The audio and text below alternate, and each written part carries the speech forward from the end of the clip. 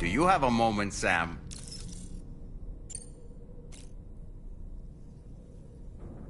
Do you have a moment, Sam?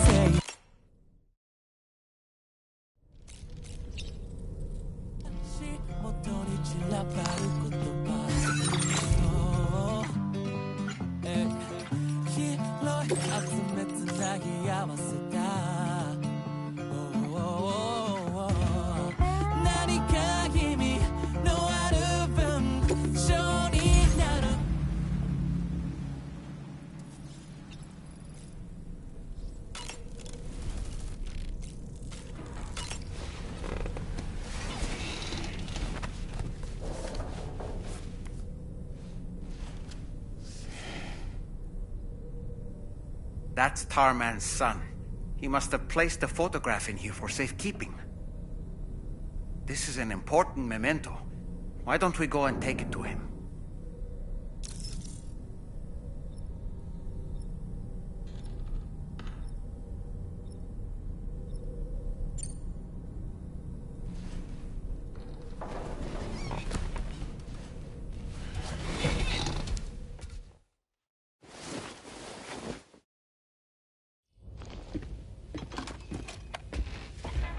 I found this picture in your book. Is this your son?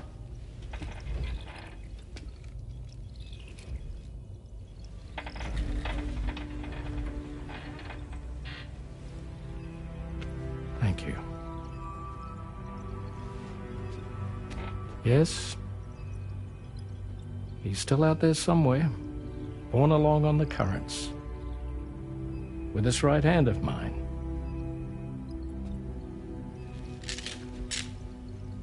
It's due to my connection with said missing piece that I can read the movements of the tar. Something akin to a phantom pain.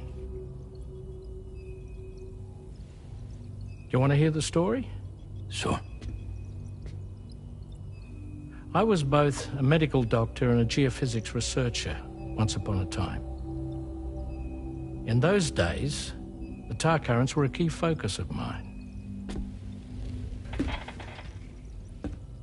This ship was originally built to facilitate my studies, in fact. The deep tar hunting vessel Magellan, we named her. A ship perfectly suited to pursuing the creatures that thrive in the tar's depths. Another avenue of research, you might say. We called them chiral mammals, for lack of a better name. Seemed like the closest fit. Reckoned if we caught one, we could figure out all the mysteries. The tar, the tides, hell, maybe even the stranding. Whoa, she's a big one. Dip yourself in, son. Tar's looking calm. I'll be fine, Pop.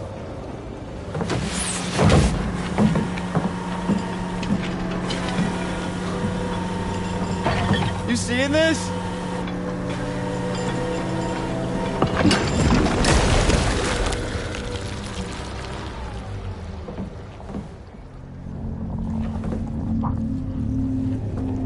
I think she's pregnant.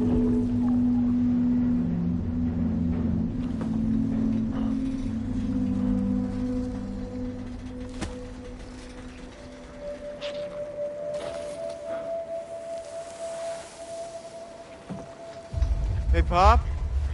This is weird.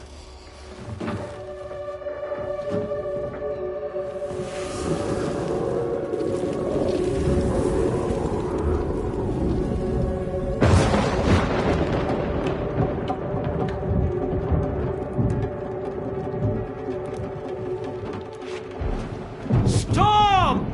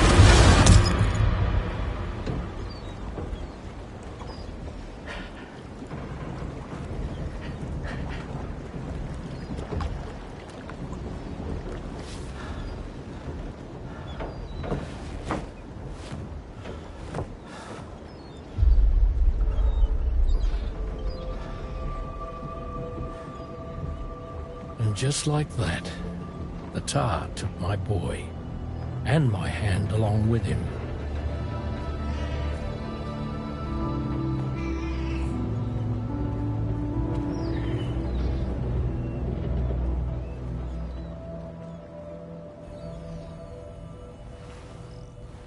At first, I thought this little guy was my son reborn. If I may ask a question, the hunters that attacked you after you caught the chiral mammal, are you sure they came from within the creature's womb? Yes. That said, I'm not of the opinion that the hunters were its offspring. Its womb merely served as a gateway to the other side. Indeed. The tar and the beach are connected.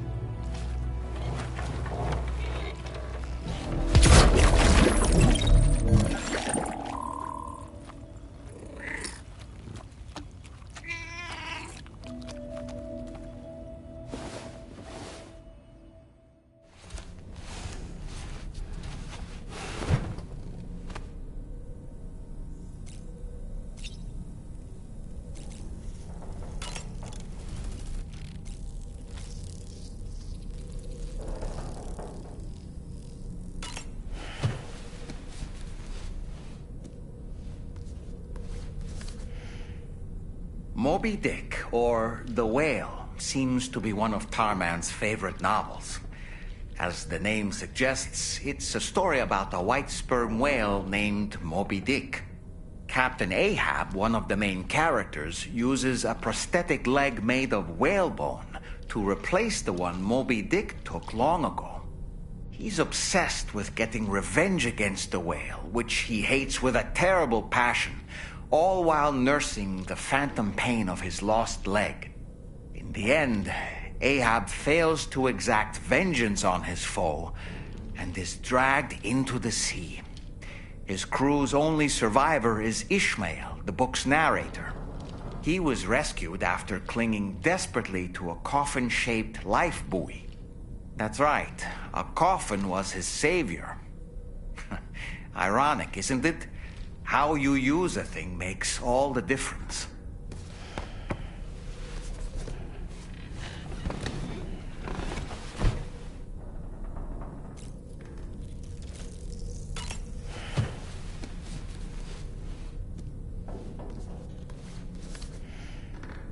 On a dark night in May 1816, 3 men and 2 women found themselves confined to a villa on the shore of Lake Geneva.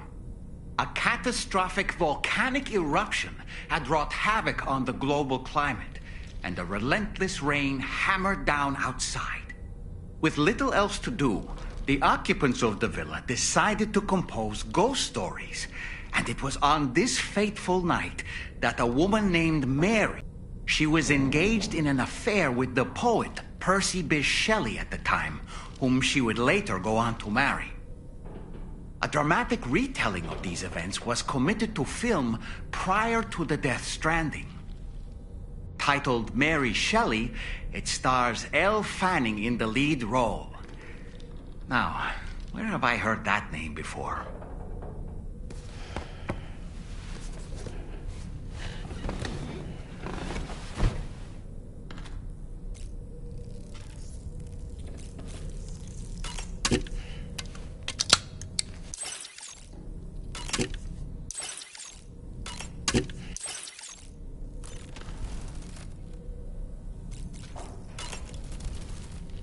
I've known Tarman for quite a while now, but that was the first time I've heard him speak about his son in that fashion.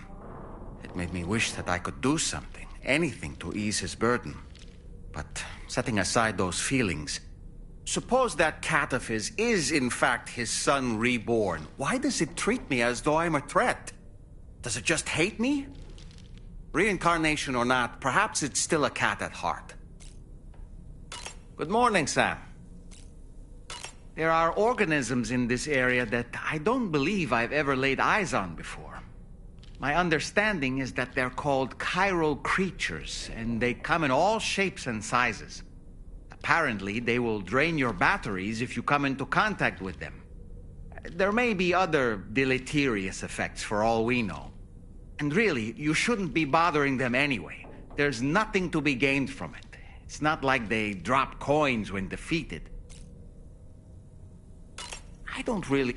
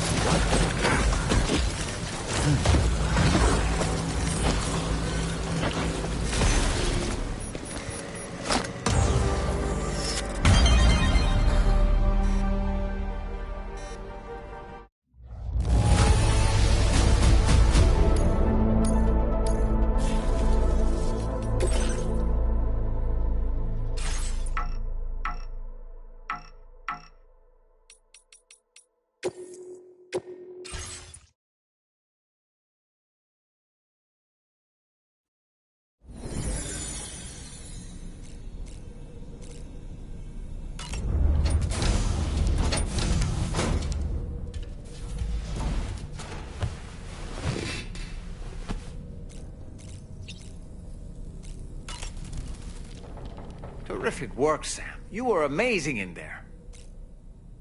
You're a kind...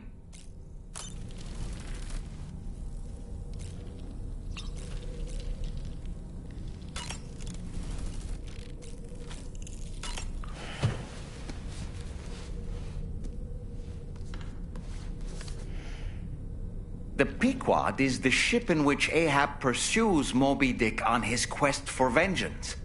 His crew includes Dutchmen, Frenchmen, Spaniards, Portuguese, Icelanders, as well as shipmates from China and India. Countless other people of myriad origins, too. It is arguably symbolic of the multiracial United States. A gathering of souls that transcends ethnic and national divisions, united in pursuit of a singular goal. I can't help but be reminded of Kojima Productions. Wait, judging by your reaction, you've never heard of Kojima Productions? Sam, you can't be serious.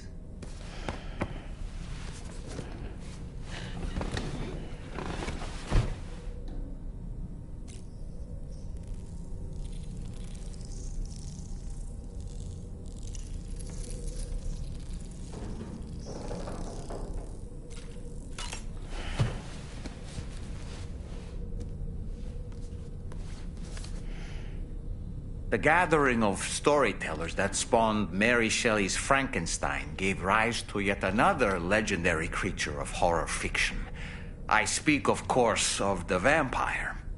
A physician named Polidori was also in attendance that evening, and he later unveiled his creation in a new novel. As I may have mentioned before, the summer of that year was unusually cold. In Europe alone, 200,000 people are said to have perished as a result. Could it be that a widespread fear that the world might be coming to an end served as inspiration for two classic monsters? I find it a compelling theory.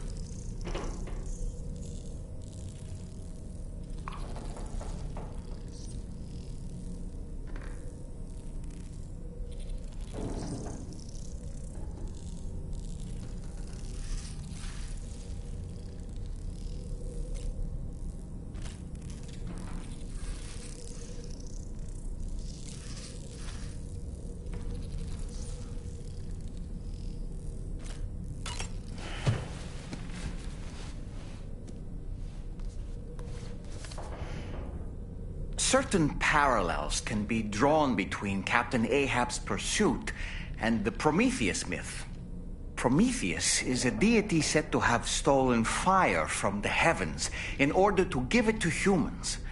In essence, he bestowed upon them the power of the gods themselves. This power manifested as technology. Humans crafted tools, and with them brought nature to heal and built great civilizations. Perhaps the author intended to frame Ahab's pursuit of the white whale as one akin to mankind's struggle against the forces of nature. We ourselves are arguably living out our own Prometheus myth as we fight to overcome the Death Stranding. No, we definitely are. And we're not about to lose.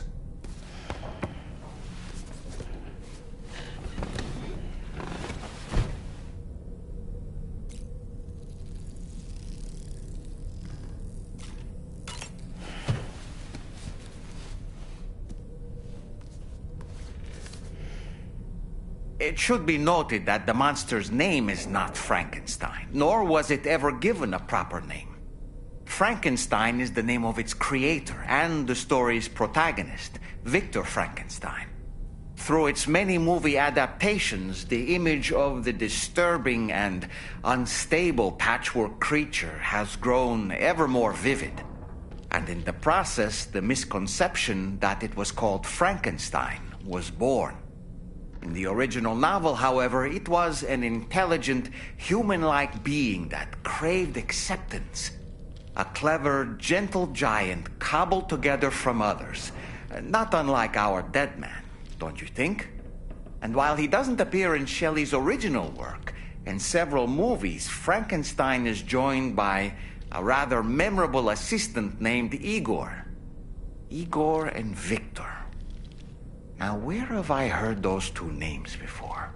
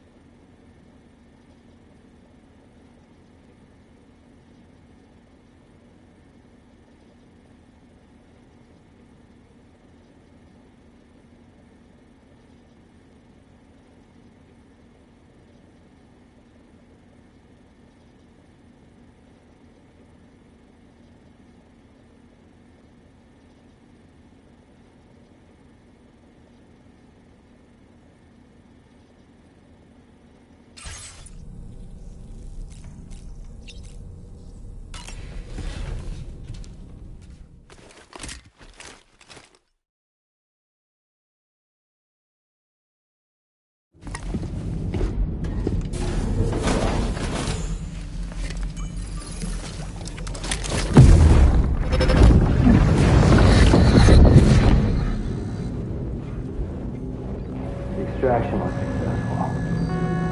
It was transferred to a sterilized pod and sent to a separate facility. Ready to proceed with corpse disposal? 1.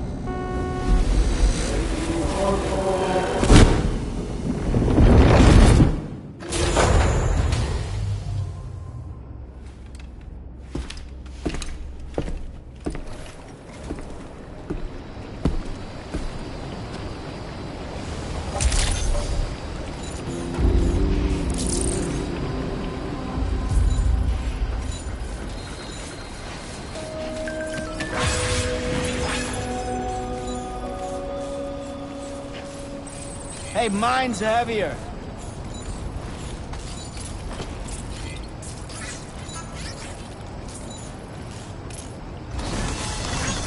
Thanks for the help. Thank you, guys.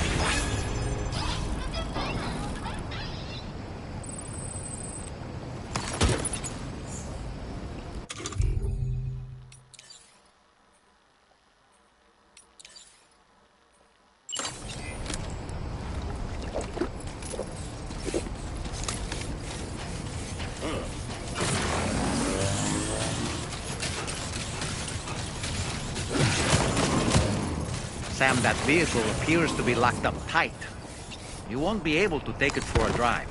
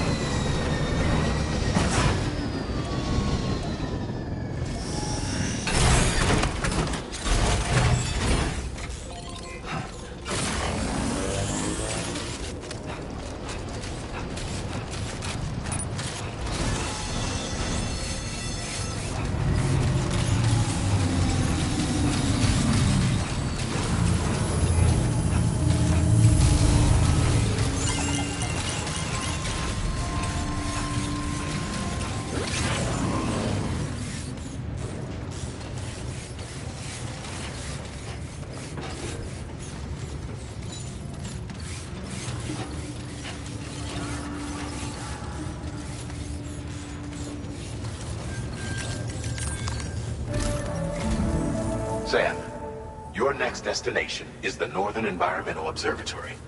Like its western counterpart, this observatory is a critical facility that will help us to monitor the changes taking place in the Australian environment. To bring it online, you'll have to navigate the canyon to the northeast of your current position. But before that, you'll need to link up another site en route. Sam, the next site we want you to link up is called Rainbow Valley.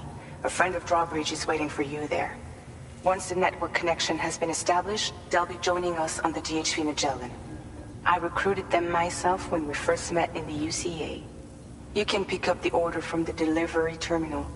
I'm looking forward to seeing you both. Thanks again, Sam.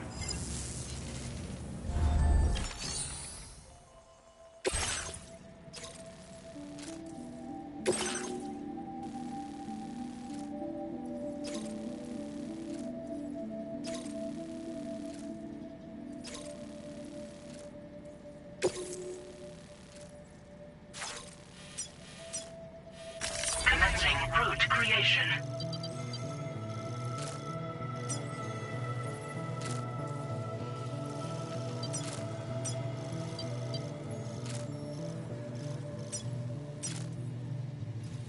Delivery route finalized.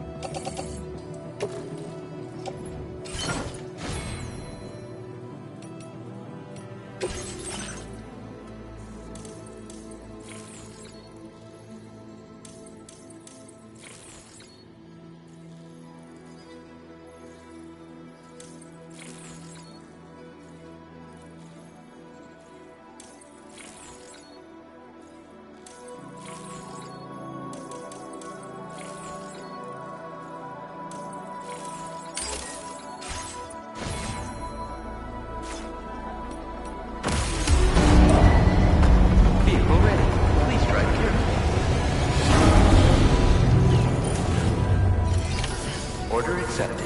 Thank you.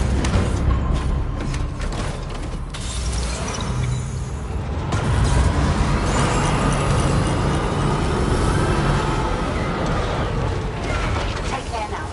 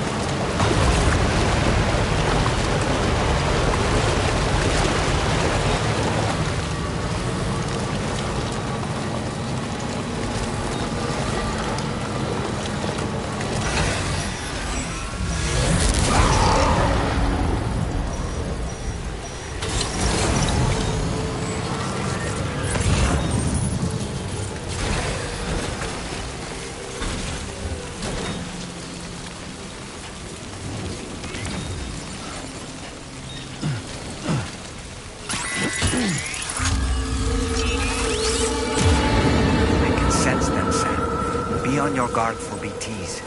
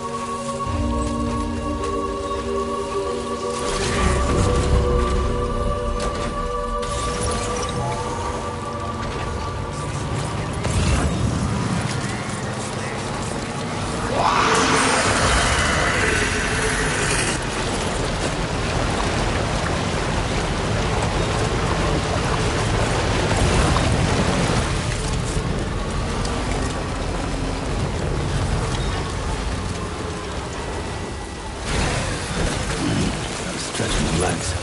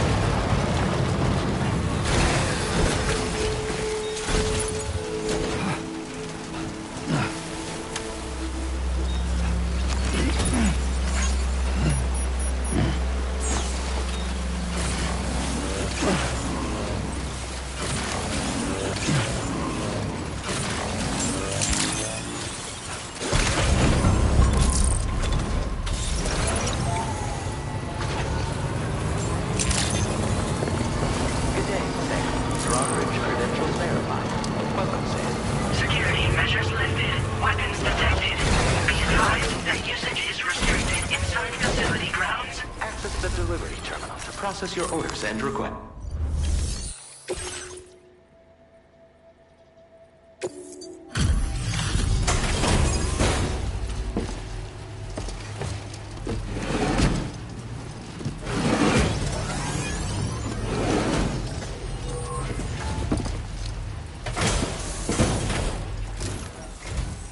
Hold on a minute.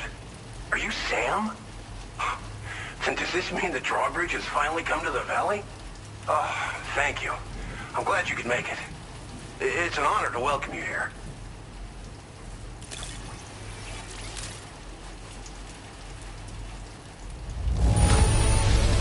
Wow, just... wow. It doesn't get any better. Of all the things you could have brought us, where did you even find this? Thank you, Sam.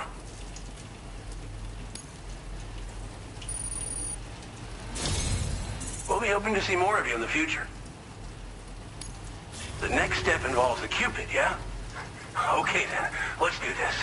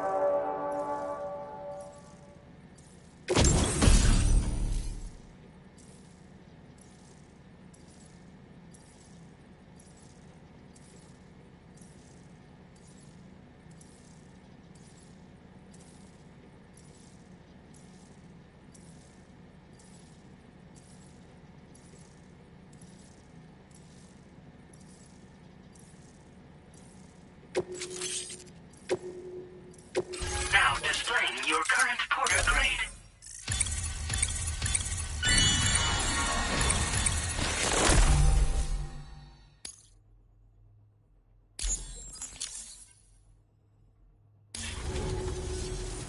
connection looks strong and steady to me. That cargo you brought along is going to make a world of difference, too. It'll allow us to proceed with our terraforming initiative. Hopefully, no more towns will have to suffer the fate of the one down below us. Oh, we've shared our tar cannon data with everyone, by the way. I suspect you'll find it useful in your own work. Try it out. See if it suits your needs. You probably passed the town I mentioned on your way up here. At a glance, it might have looked like nothing more than a cluster of massive boulders. But those were once buildings. Places where people used to live. As the desert kept creeping closer, the town was abandoned overnight. They'd been forced to evacuate. The few who were left behind became BTs. Still, at least the exodus went to plan. There are no void-outs at any rate.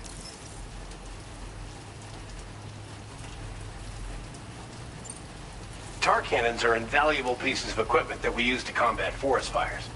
Now, while fires are a common occurrence in this region, water is a precious resource.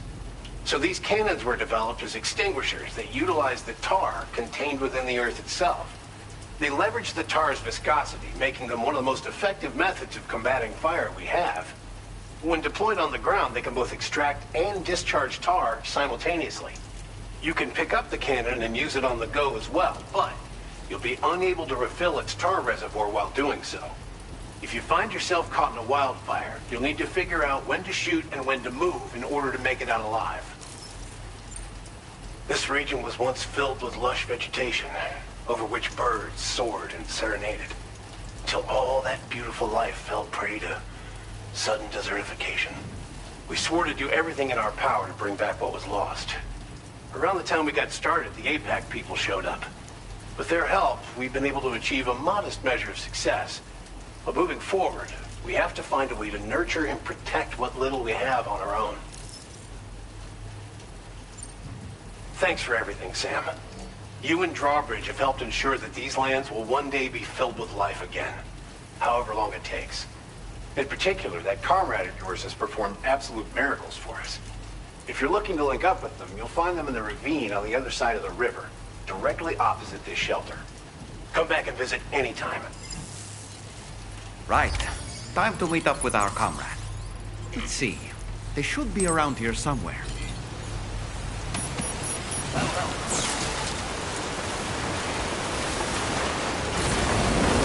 Disengaging weapons restrictions.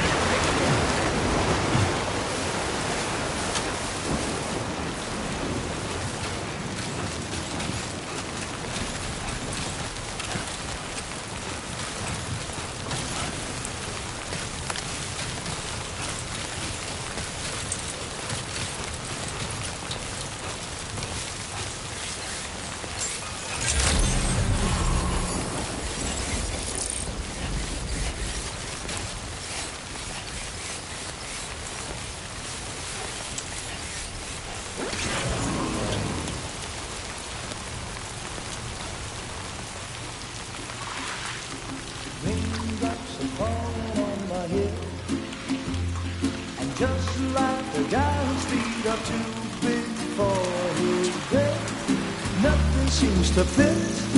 Those raindrops are falling on my head, they keep falling. So I just did me some talking to the sun, and I said I didn't like the way he got things done, sleeping on the job. Those raindrops are falling on my head, they keep falling. But there's one thing I know, the blues they send to meet me won't defeat me. It won't be long till happiness steps up to greet me.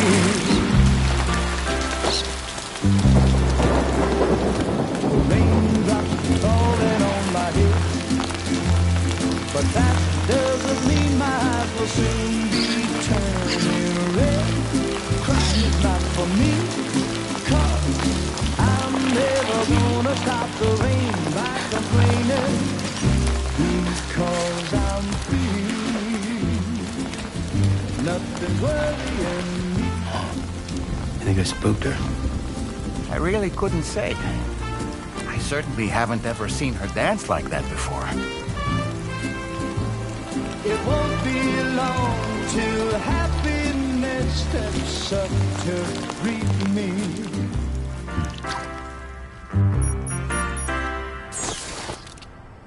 Go on, Sam. Follow her into that facility.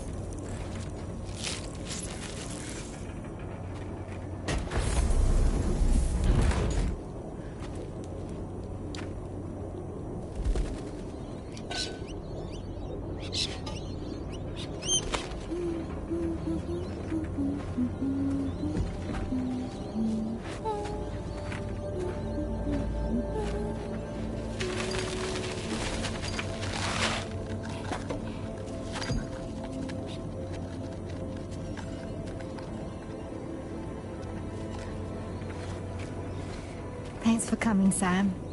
I'm sorry about just now. I didn't know who you were at first. You're the picture of health, Rainey. You too, little man. You had some kind of a trick for dealing with timefall? Rainey, it's been too long. Fragile. Can't wait to see you again.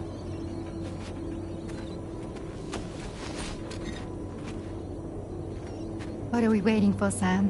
Let's head to the DHV Magellan.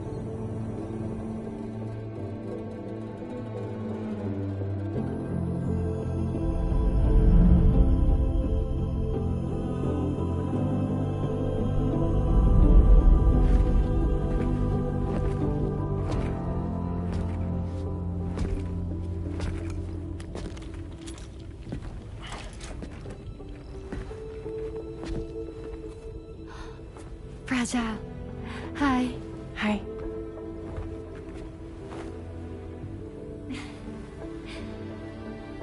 Nice to meet the old-fashioned way. Carograms are great, but nothing beats a hug.